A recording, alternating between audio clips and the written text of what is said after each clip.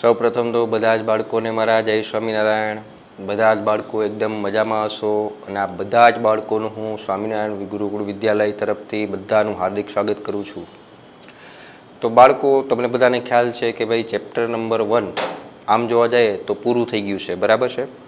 સ્વાધ્યાયના જે કોયડાઓ છે એ બધા તમારે કરવાના છે. ઉદાહરણના મેં તમને કરાવી દીધા છે. ચેપ્ટર આખું પૂરું થઈ ગયું છે. પણ એમસીક્યુને લગતો, જીનીટને લગતો એક ટોપિક જે છે એ આપણી ટેક્સ્ટ બુકની અંદર નથી, પણ વધારાનું છે એ હું આજે તમને શીખવાડવા જઈ રહ્યો છું, બરાબર છે. તો ખાસ નિરાતે જે છે એ જોજો, તમે સમજજો અને એનો વ્યવસ્થિત રીતે નોંધ કરી એક બુકની અંદર એ તમે લખી નાખજો, બરાબર બાળકો. તો એ ટોપિક જે છે એનું નામ છે નોર્માલિટી.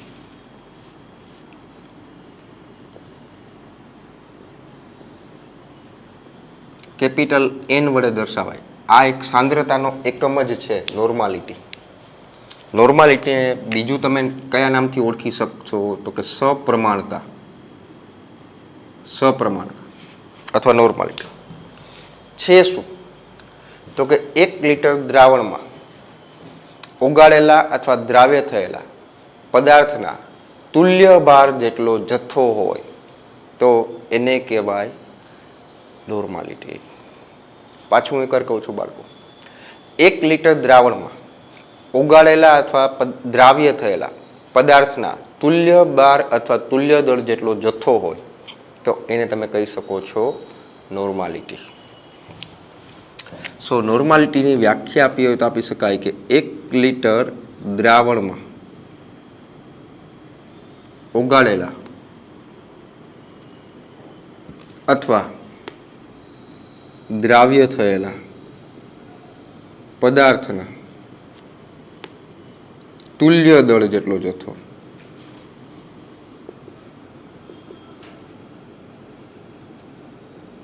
તો આને કહેવાય નોર્માલિટી અથવા એક નોર્મલ દ્રાવણ. નોર્માલિટીને બાળકો ગાણિતિક રીતે કઈ રીતના દર્શાવાય છે? તો કે ભાઈ નોર્માલિટી જે છે એની ગણતરી કરવા માટેનું સૂત્ર છે એ આવું છે. નોર્માલિટી એન બરાબર દ્રાવ્ય અથવા પદાર્થનું દળ ગ્રામમાં છેદમાં દ્રાવ્ય અથવા પદાર્થનું તુલ્ય દળ ગુણ્યા દ્રાવણનું કદ લીટરમાં. તો તમે જુઓ બાળકો, મોલારિટીમાં અને નોર્માલિટીમાં ફેર ક્યાં એવો બાળકો? બાકીનું બધું સરખું છે. મોલારિટીમાં જે અહીંયા આણ્વીય દળ અથવા અણુભાર લેતા હતા એની બદલે નોર્માલિટીની અંદર અહીંયા તુલ્ય દળ લે છે. શું લે છે અહીંયા? તુલ્ય દળ. આ મગજમાં રાખજો. તો પ્રશ્ન થાય કે સર પદાર્થનું તુલ્ય દળ કઈ રીતના મળે? પ્રશ્ન થાય ને. સો પદાર્થનું તુલ્ય દળ જે છે એ કઈ રીતના મેળવી શકાય? તો કે ભાઈ કોઈ પણ પદાર્થનું તુલ્ય દળ જે છે એ મેળવવા માટેનું સૂત્ર છે. શું છે? તો કે પદાર્થનું તુલ્ય દળ બરાબર પદાર્થનું આણ્વીય દળ એના છેદમાં સંયોજકતા. આણ્વીય દળના એના છેદમાં સંયોજકતા. કોઈ પણ પદાર્થનું આણ્વીય દળ હોય અને એની સંયોજકતા કેટલી છે એ તમને ખબર હોય તો એની પછી પદાર્થનું તુલ્ય દળ છે એ મળી જાય. અને તુલ્ય દળ જે છે એ મળી જાય, પદાર્થનું દળ હોય, દ્રાવણનું કદ હોય તો એની પછી નોર્માલિટી મળી જાય છે, બરાબર. તો હવે પ્રશ્ન એ થાય કે સર આ સંયોજકતા કઈ રીતના મળશે? તો એ સંયોજકતા છે એ જુદા જુદા પદાર્થ માટે જુદી જુદી હોય. કઈ હોય? જુદી જુદી હોય. દાખલા તરીકે સંયોજકતા ઘણી બધી વસ્તુ હોઈ શકે. સંયોજકતા એ જ બેઝિકતા જે લાગુ પડે છે એસિડ માટે.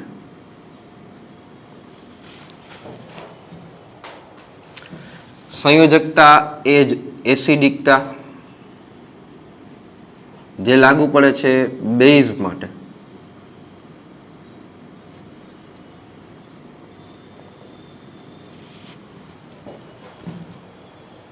સંયોજકતા એ જ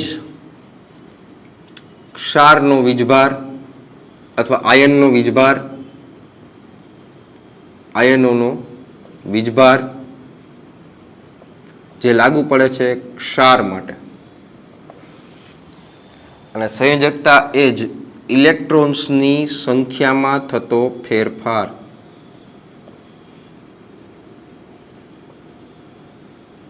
જે લાગુ પડે છે ઓક્સિડેશન કરતા અથવા રિડક્શન કરતા પદાર્થ માટે. આ જે છે આ બે શબ્દનો મતલબ આપણે રેડોક્સ ચેપ્ટર ભણશું ત્યારે આવશે. બરાબર છે. સો આટલી બધી વસ્તુ જે છે એ સંયોજકતા તરીકે હોઈ શકે છે. બરાબર. એમાં એક પછી એક જોતા જઈએ આપણે. એમાં આપણે પહેલું જોશું બેઝિકતા.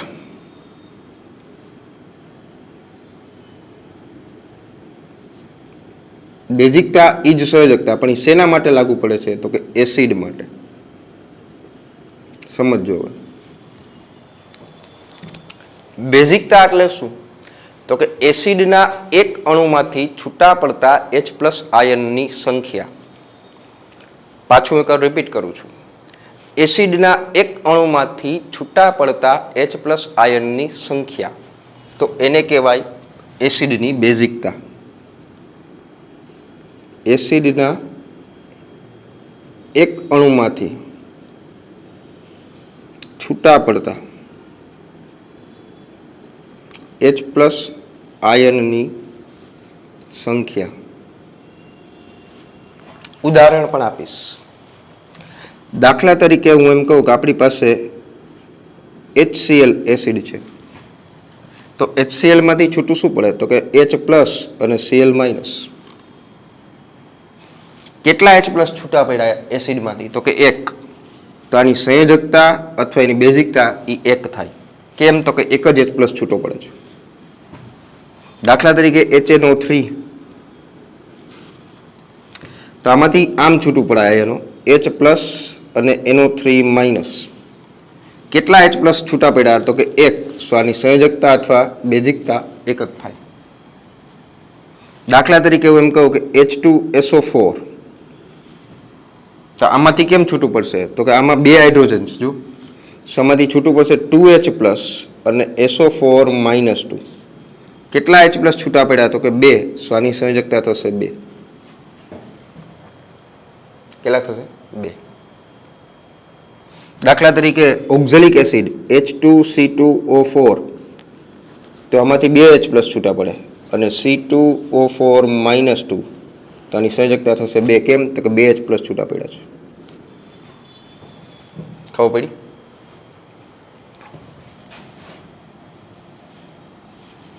પણ H3PO4, H3PO3 અને H3PO2 ત્રણેયમાં હાઇડ્રોજન સરખા છે, પણ એની સંયોજકતા છે એ જુદી જુદી છે. એ શું કામ છે એ હું તમને આગળ સમજાવીશ. અત્યારે ખાલી તમે યાદ રાખી લેજો. આ જે છે એને કહેવાય પહેલા તો ફોસ્ફોરિક એસિડ. H3PO4 ને શું કહેવાય? Phosphoric acid. આને કહેવાય ફોસ્ફોરસ એસિડ. જ્યારે આને કહેવાય હાઇપોફોસ્ફોરસ એસિડ. આમાં 4 ઓક્સિજન છે, અહીંયા 3 છે અને અહીંયા 2 છે. આ ત્રણેય એસિડ ખાસ ધ્યાનમાં રાખજો. આમાંથી આમ છૂટું પડે 3H+ અને PO4-3. સો 3H+ છૂટા પડતા હોવાથી આની સંયોજકતા થશે 3.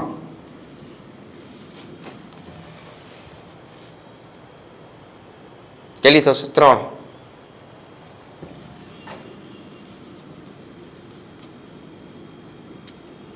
H3PO3 જેને આપણે કહીએ છીએ ફોસ્ફોરસ એસિડ.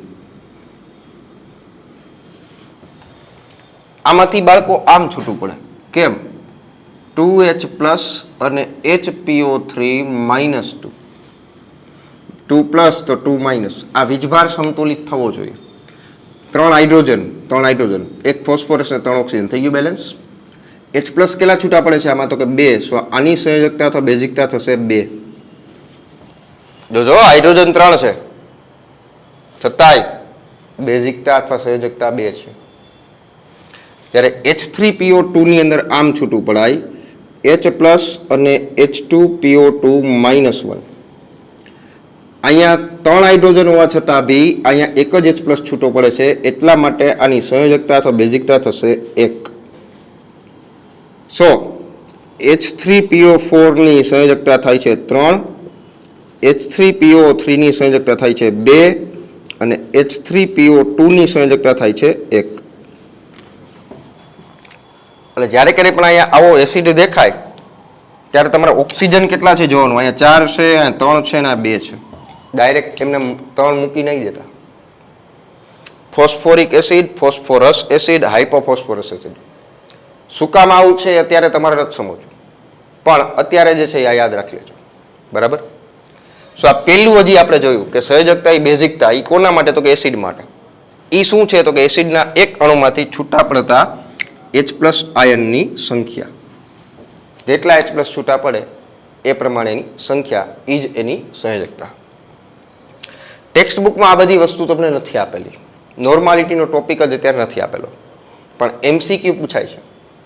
બરાબર છે? તો આ સૂત્ર જે કાંઈ પણ હું આપું છું, તુલ્ય દળ કેમ મળે છે, આનો ઉપયોગ ક્યાં કરવાનો, એ હમણાં ઉદાહરણ આપીને હમણાં સમજાવું છું. ખબર પડી બાળકો? તો ચાલો આ લખી નાખજો. આનો સ્ક્રીનશોટ છે તમે પાડી લેજો. બરાબર? ત્યારબાદ બાકીના એસિડિકતા શું છે, આયનોનો વિદભાર શું છે, ઇલેક્ટ્રોનની સંખ્યામાં તો ફેરફાર શું છે એ હમણાં સમજાવું છું. બરાબર? તો ચાલો આનો સ્ક્રીનશોટ છે બાળકો, એ તમે પાડી લો.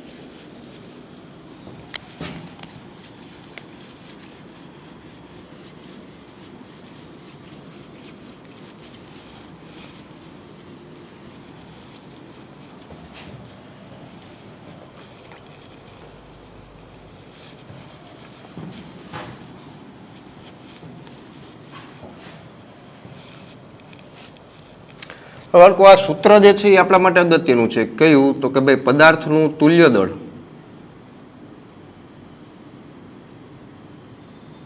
બરાબર આણ્વીય દળના છેદમાં સંયોજકતા.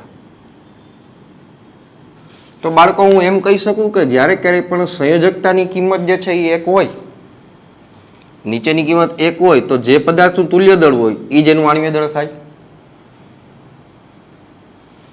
આ એમ કહી શકાય, નોંધ કરીને કહી શકું તો કે જ્યારે સંયોજકતા જે છે એ 1 હોય ત્યારે પદાર્થનું જે તુલ્ય દળ છે અથવા પદાર્થનું જે આણ્વીય દળ છે એ જેનું તુલ્ય દળ થાય. તો એવું હમણાં મેં તમને ઉદાહરણ આપ્યા, એવું કોઈ આવતું જ સંયોજકતા 1 હતી. દાખલા તરીકે હું એમ કહું કે HCl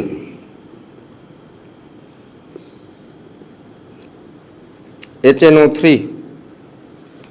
તો આ બેમાંથી એક જ H+ છૂટો પડતો હતો, એટલે એની સંયોજકતા પણ 1 જ થાય. તો નીચેનું 1 છે, સંયોજકતા 1 છે, તો આ બંને માટે જેનું તુલ્ય દળ છે એ જેનું આણ્વીય દળ થાય. માની લો કે સંયોજકતા 2 હોય તો તુલ્ય દળ જે છે એ આણ્વીય દળનું અડધું થઈ જાય. માની લો કે સંયોજકતા 3 છે તો તુલ્ય દળ છે એ આણ્વીય દળના 3 ભાગનું થઈ જાય. ખબર પડી? તો તુલ્ય દળ જે છે કાં તો એ આણ્વીય દળ કરતા વધારે, આણ્વીય દળ જેટલું હોય એ જેટલું ક્યારે, જ્યારે સંયોજકતા 1 હોય અથવા એનાથી ઓછું હોય. ખબર પડી? ત્યારબાદ આપણે જોશું બેઝિકતા જોયું, ત્યારબાદ આપણે જોશું એસિડિકતા. સંયોજકતા ઈ જ એસિડિકતા. આ શેના માટે તો કે બેઝ માટે.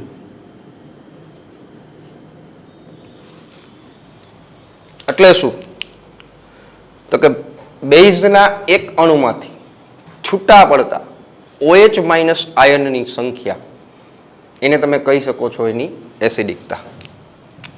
શું છે? બેઝના એક અણુમાંથી છૂટા પડતા OH માઇનસ આયનની સંખ્યા, આ જે છે એને કહેવાય એની એસિડિકતા. સો બીજું એસિડિકતા એ જ સંયોજકતાનું. દાખલા તરીકે એના અમુક ઉદાહરણો જોઈએ બાળકો. NaOH બેઝ છે, સોડિયમ હાઇડ્રોક્સાઇડ, આમાંથી આમ છૂટું પડે. Na પ્લસ અને OH માઇનસ, એક જ OH છૂટો પડે છે, સો એની સંયોજકતા 1 થાય અથવા એની એસિડિકતા 1 થાય. KOH, K plus OH minus, એક જ છૂટો પડે એટલે 1.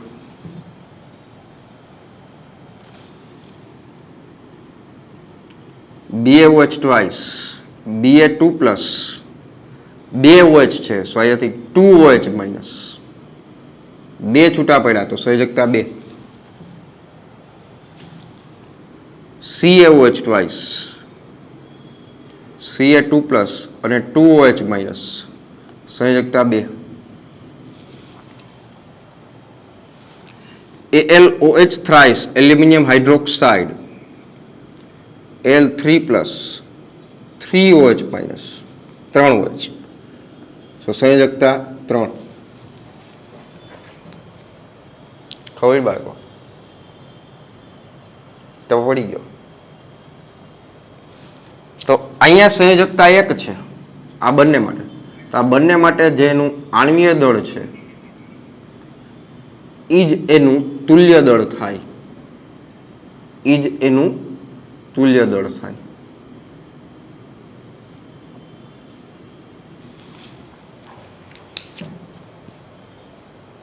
ખબર બાળકો? ત્રીજું જોઈએ. આયનોનો વીજભાર ક્ષાર માટે.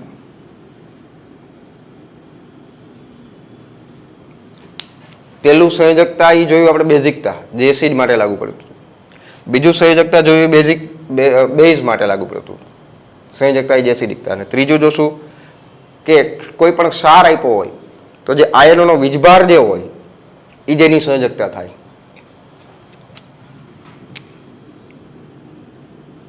ક્ષારમાં રહેલા આયનો પરનો જે વીજભાર છે એ જ એની સંયોજકતા થાય. દાખલા તરીકે NaCl, સોડિયમ ક્લોરાઇડ, ક્ષાર, મીઠું, આમાંથી છૂટું શું પડે? Na પ્લસ અને Cl માઇનસ. માઇનસમાં ક્યારેય સંયોજકતા હશે નહીં, એટલે માઇનસને ગણતરીમાં નહીં લેવાનું. તો પ્લસને ગણતરીમાં લ્યો તો +1 થાય, કાંઈ નથી, એટલે 1 તો હોય ને. સો આની સંયોજકતા થશે 1. KCl, K plus Cl minus, +1, સો આની સંયોજકતા 1. BaCl2, આમાં આમ છૂટું પડે, Ba2 પ્લસ અને 2Cl માઇનસ, વીજભાર 2 છે, સો આની સંયોજકતા 2. AlCl3, Al3 plus 3Cl minus, વીજભાર છે 3, તો સંયોજકતા થશે 3. આ બધી જ જે છે એ સંયોજકતા છે. એમાં પર્ટિક્યુલરલી આ બે માટે જેનું આણ્વીય દળ છે એ જ એનું તુલ્ય દળ થાય.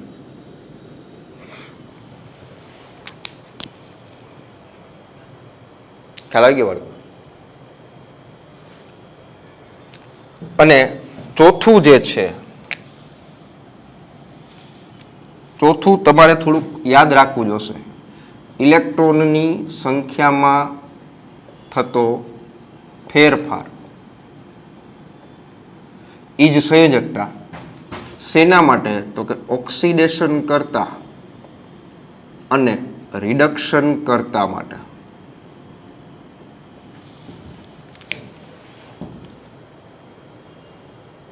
એ તમારે યાદ રાખવું જોશે, કારણ કે રેડોક્સ ચેપ્ટર હાલશે ત્યારે તમને સમજાશે. અત્યારે મગજમાં રાખી લો. દાખલા તરીકે હું એમ કહું કે આપણી પાસે અહીંયા એક બાજુ એક આયન છે Fe3+, ion Fe3+, ferric ion કહેવાય. એમાંથી કોઈ એક પ્રક્રિયા થઈ, એક ઇલેક્ટ્રોન મેળવી અને Fe2+ માં રૂપાંતર થયું. તો ઇલેક્ટ્રોન જે છે એને કેટલા મેળવા? તો કે 1. તો આના માટે આની સંયોજકતા જે છે એ 1 થાય.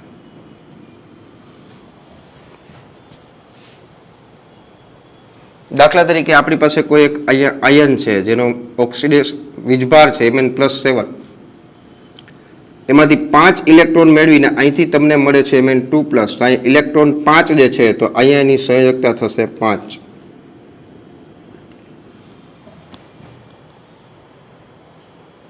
દાખલા તરીકે આપણી પાસે ક્રોમિયમ છે, અહીંયા Cr+6 છે, એમાંથી 3 ઇલેક્ટ્રોન મેળવી અને અહીંયા Cr+3 થાય છે. અહીં ઇલેક્ટ્રોનની સંખ્યામાં કેટલો થાય? તો કે 3. તો આની સંયોજકતા થશે 3.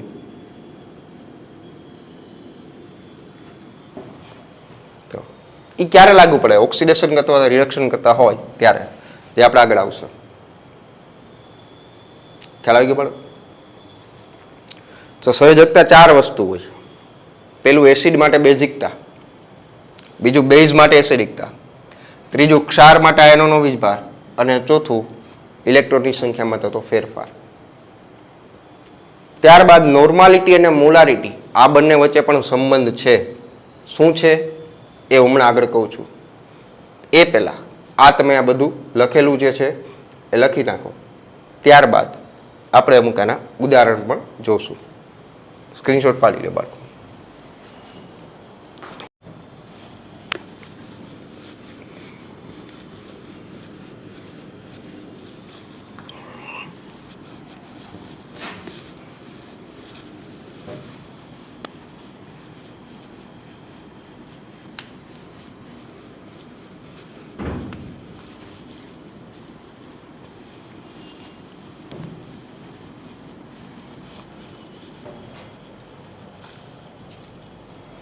તો બાળકો, નોર્માલિટી અને મોલારિટી વચ્ચેનો સંબંધ જે છે એ શું છે એ તમને કહી દઉં. નોર્માલિટી N બરાબર મોલારિટી M ગુણ્યા સંયોજકતા. આ એની વચ્ચેનો સંબંધ છે. જ્યારે ક્યારેય પણ હું એમ કહું કે સંયોજકતા છે એ 1 છે, આ કિંમત 1 છે, જેમ કે HCl હતું, HNO3 હતું, NaOH હતું, KOH હતું, તો આ બધા માટે સંયોજકતા 1 હતી. તો સંયોજકતા 1 હોય, આ કિંમત 1, તો આ બંને સરખા થાય કે નહીં? તો સંયોજકતા 1 હોય ત્યારે જે પદાર્થની નોર્માલિટી હોય એ જ એની મોલારિટી થાય. પણ માની લો કે સંયોજકતા 1 કરતાં વધારે છે, માની લો કે 2 છે, તો જેટલી મોલારિટી છે એની બમણી નોર્માલિટી થઈ ગઈ કે નહીં? 3 છે તો એની નોર્માલિટી 3 ગણી થઈ ગઈ. ટૂંકમાં કવિ એવું કહેવા માગે છે કે નોર્માલિટી જે છે એ હંમેશા મોલારિટી કરતાં કાં તો વધારે હોય અને કાં તો ઇક્વલ ટુ હોય. એ ઇક્વલ ટુ ક્યારે? જ્યારે સંયોજકતા 1 હોય તો, બાકી હંમેશા વધારે હોય. આ વસ્તુ હંમેશા મગજમાં રાખવી. પડી ટપો પડ્યો? સો આ એક વસ્તુ મગજમાં રાખવી. બીજું મોલારિટી પર્સન્ટેજ W/V વચ્ચેનો સંબંધ.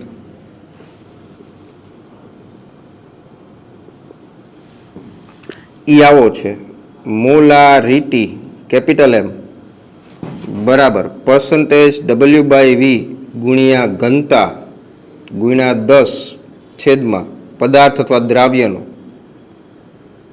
આણ્વીય દળ. કોઈ બી આપેલું હોય, એક આ બે આપેલા હોય તેની પાસે ત્રીજું મળી જાય. આ બે આપેલા હોય તો આ મળી જાય. સો એની વચ્ચેનો સંબંધ છે. બીજું, જ્યારે દ્રાવણનું મંદન કરવામાં આવે. હવે તમને પ્રશ્ન થાય કે સર મંદન એટલે? તો કે પાણી ઉમેરવામાં આવે એને મંદન કહેવાય. ત્યારે એના માટેનું તમારે સૂત્ર જે છે એ આ વાપરવાનું છે. M1V1 બરાબર M2V2. M1V1 ક્યારનું? આ જે છે એ ઉમેરતા પહેલાનું, આ જે છે એ ઉમેર્યા બાદ, ઉમેર્યા પછીનું. માની લો કે તમને કોઈક દ્રાવણ આપ્યું છે, એની પ્રારંભિક સાંદ્રતા M1 પ્રારંભિક કદ આપી દીધું છે, એમાં પાણી ઉમેર્યું એટલે ઉમેર્યા પછીનું કદ તો મળી જાય, પણ પછીની સાંદ્રતા કેટલી ગોતવાનું કહેતો. તો M2 ગોતવાનું હોય તો M1V1/V2 કરો લઈ મળી જાય કે નહીં? ખ્યાલ આવે છે બાળકો? પછી જ્યારે બે દ્રાવણોને મિશ્ર કરી બનતા દ્રાવણની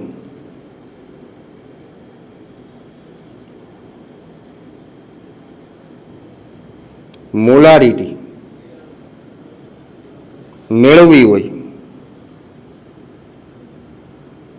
ત્યારે કયું સૂત્ર વાપરવું? દાખલા તરીકે તમને બે દ્રાવણ આપ્યા છે, બેને મિશ્ર કરી નાખ્યા, બેની તમને મોલારિટીમાં સાંદ્રતા આપી છે, બેના કદ આપ્યા છે, તો એ બેને મિશ્ર કર્યા બાદ જે દ્રાવણ બન્યું ને એની મોલારિટી કેટલી ગોતવાનું કહેતો.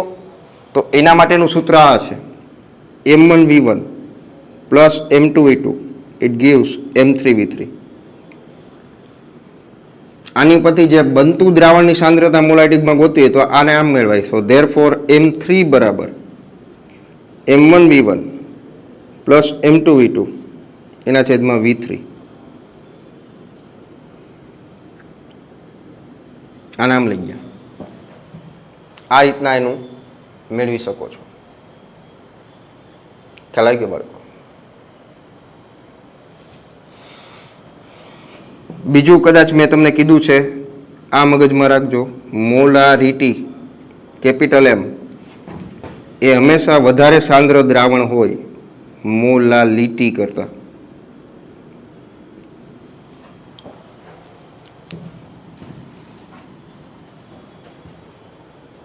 અને હજી એક સૂત્ર છે જે તમારા માટે ઉપયોગી છે. અણુભાર અથવા આણ્વીય દળ